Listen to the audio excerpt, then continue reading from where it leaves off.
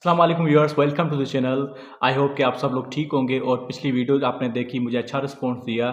मैं क्लास 4 जो है साइंस के चैप्टर को हम जो है बुक को पढ़ रहे हैं। हम जूनियर साइंस टीचर या कोई भी जो वन पेपर जॉब्स हैं उसकी तैयारी के लिए जो साइंस चाहिए होती है वो साइंस को ठीक से पढ़ रहे हैं, कोई भी चीज़ आपकी मिस ना हो।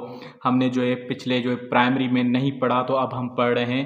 जो स्टूडेंट्स जो भी कैंडिडेट्स वीक हैं और जो टीचर्स बनना चाहते हैं और उनको प्राइमरी में पढ़ाना है या ऑलरेडी प्राइमरी टीचर्स हैं तो उसके लिए भी ये वीडियो बेस्ट रहेगी। हमने पहला चैप्टर पढ़ा, अब जो सेकंड चैप्टर है वो है characters and needs of living things. मतलब लिविंग ऑर्गेनिज्म की जो है कैरेक्टर्स मीन्स खूबियाँ क्या हैं जिसको हम लिविंग ऑर्गेनिज्म कहें, और उसके जो नीड्स कौन से हैं। ठीक है, so observe living and non living thing. हमारे पास आसपास लिविंग और नॉन लिविंग थिंग्स होते हैं ना, तो क्या उसके अंदर फ़र्क है। Plants animal, have you ever thought the similarities between animal and plants. Animal plant में कोई सेम चीज़ नज़र आती है आपको? हाँ बिल्कुल नज़र आती है।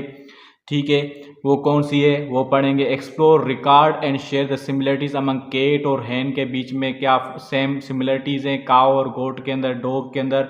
ये सब जो हैं दूसरों से खाना खाते हैं, इनके जो है पाँव हैं, इनके जो है हाथ या चंबे हैं, तो सबके जो है सब जो यूरिनेट करते हैं, एक्सक्रीट करते हैं, सांस लेते हैं, तो ये सारी प्रॉपर्टी जो है लिविंग ऑर्गेनिज्म की होती हैं।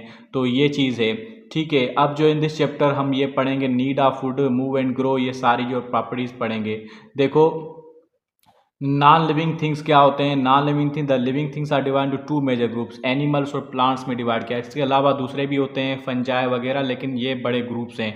तो all living things plants animals need sunlight. सबको क्या चाहिए? सनलाइट चाहिए, एयर चाहिए, फूड चाहिए, ठीक है, वाटर चाहिए ज़िंदा रहने के लिए। पानी क्यों? फोटोसिंथेसिस का प्रोसेस होता है। फूड जो है खाने एनर्जी के लिए चाहिए। सनलाइट जो है फोटोसिंथेसिस के लिए चाहिए और जो है एक्टिव होने के लिए, वरना जो है हमारे अंदर एंजाइम्स जो हैं या जो केमिकल्स हैं फ्रीज हो जाएंगे, हम बॉडी हमारी काम नहीं कर पाएगी।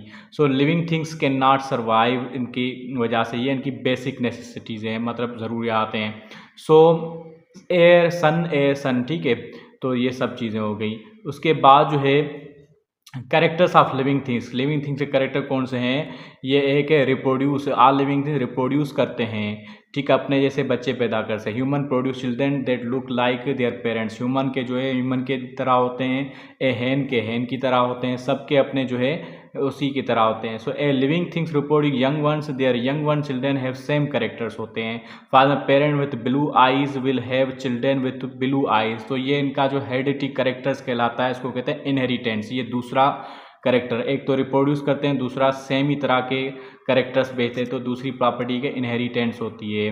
ठीक है, सो एनिमल की लाइफ साइकिल क्या है? एनिमल की लाइफ साइकिल को देखा जाए, all living things grow, may it be humans, animals or plants, while growing all living things go through different changes होती हैं। तो चेंजेस कौन सी आती हैं? हमारे अंदर तो डायरेक्टली बेबी बन जाता है, लेकिन जो इंसेक्ट वगैरह होते हैं उसमें डिफरेंट स्टेजेस से गुजर के जो है फिर जो है ऑर्गेनिज्म जाता है। तो कौन से स्टेजेस हैं देखें। पहले जो है एग होता है, एग्स होते हैं, ये एक लीफ है, लीफ, उसके ऊपर जो है किसी मक्खी ने या बटरफ्लाई ने एग्स ले किए हैं, उस एग से पैदा होगा ये कैटरपिलर। ठीक है, जो कि तकरीबन फ्रूट्स के अंदर पाया जाता है, वो इसकी वजह से होता है क्योंकि शुरुआत में फूल के अंदर उसके एग्स ले करके फूल से बन गया, वो फ्रूट बन गया, फ्रूट के अंदर वो ये बन जाते हैं। हम सोचते हैं कि ये अंदर कहाँ से आए। ठीक है, उसके बाद जो स्टेज आता है क्रिस एलिस जो स्टेज आता है जिसमें वो इनएक्टिव हो जाता है और अपनी जो है चीज़ें बनाना शुरू करता है। इसमें ये ज़्यादा एक्टिव होता है, कैटरपिलर जो है ज़्यादा एक्टिव होता है, खाना खाता रहता है, खाने को स्टोर करता है अपने अंदर, तभी देखते हैं कि वो हमेशा चलता रहता है, एक जगह पे रुकता नहीं है। उसके बाद फुल्ली एडल्ट ऑर्गेनिज्म बन जाता है, वो बटरफ्लाई है, वो इंसेक्ट है। ठीक है, तो इंसेक्ट की लाइफ साइकिल इस तरह से होती है। ठीक है, तो ये चीज़ हो गई। Do you know that animals also have life cycle? Animal की भी लाइफ साइकिल होती है। अच्छा, इसकी जो लाइफ साइकिल थी वो ये थी कि एग, ठीक है, फिर कैटरपिलर हुआ, फिर जो प्यूपा, ये जो स्टेज था क्रिसेल्स, उसको प्यूपा कहेंगे, फिर जो है बटरफ्लाई, इसको कहते हैं मेटामार्फोसिस। मेटामार्फोसिस वो प्रोसेस है जिसके अंदर एक ऑर्गेनिज्म अपने जो है न्यू बच्चे पैदा करे, लेकिन वो डायरेक्ट वैसे नहीं हो जैसे कि खुद हैं, लेकिन डिफरेंट स्टेजेस से गुजर के फिर बने, तो उसको कहते हैं। अब लाइफ साइकिल ऑफ फ्रॉग की लाइफ साइकिल कैसे है? Do you know that frogs also have life cycle? Observe the life cycle, इसकी कैसे होती है। देखो ये फ्रॉग जो है एक्सटर्नल फर्टिलाइज करते हैं, मीन्स एग्स ले करते हैं, स्पर्म भी बाहर ले करते हैं, फिर पानी के अंदर जो यूनाइट करते हैं, ये स्पर्म कहलाते हैं। मेल के गैमेट्स को स्पर्म कहा जाता है, फीमेल को एग्स कहा जाता है। फ्रॉग की इस प्रोसेस को स्पानिंग कहा जाता है। जब अपने जो एग्स ले करे या स्पर्म ले करे उस प्रोसेस को कहा जाता है स्पान। ठीक है, तो स्पान किया उसने तो पानी के अंदर, अब जो है उससे जो है आपस में यूनाइट करके बनेगा जायगोट। जायगोट से जो है आस्ते से डेवलप करके जो चलने जैसे स्ट्रक्चर बनती है वो टेडपोल कहलाती है, जिसके पास गिल्स होती हैं रिस्पायरेशन के लिए। ठीक है, लंग्स नहीं होते तो ये पानी के अंदर रहते हैं। इसके पास पूंछ होती है। ठीक है, फिर जैसे बड़े होते हैं तो पूंछ खत्म होती जाती है, फ्रॉगलेट बनता है, फ्रॉगलेट से फाइनली जो फ्रॉग बन जाता है। तो उसकी लाइफ साइकिल ऐसे होती है। इसको कहते हैं रेट्रोग्रेसिव मेटामॉर्फोसिस। रेट्रो क्योंकि ये मेटामॉर्फोसिस के उलट है, रेट्रोग्रेसिव। ठीक है, मेटा जैसे एक प्रोग्रेसिव होता है, ये है रेट्रोग्रेसिव मेटामॉर्फोसिस। उसके बाद है compare the life cycle of butterfly with the life cycle, ये जो है हमने कर लिया। ठीक है, अब बी का ये ऐसे है, बी का भी ऐसे है। देखो एग है, एग फिर जो है लार्वा है, प्यूपा है, फिर जो बी बन गई। ठीक है, इस तरह से स्ट्रक्चर बन गई। उसके बाद है प्लांट की लाइफ साइकिल। प्लांट की लाइफ साइकिल ये है कि सीड होता है, सीड को जैसे हम बोते हैं नीचे तो उसके जो है कोटिलिडान होती हैं, दो इससे होते हैं। एक सीड होते हैं जिसको हम दो हिस्सों में डिवाइड कर सकते हैं, जैसे कि चना है। ठीक है, तो उसको कहते हैं डाइकोटिलिडान। एक को हम नहीं डिवाइड कर, जैसे कि चावल है, उसको कहते हैं मोनोकोटिलिडान।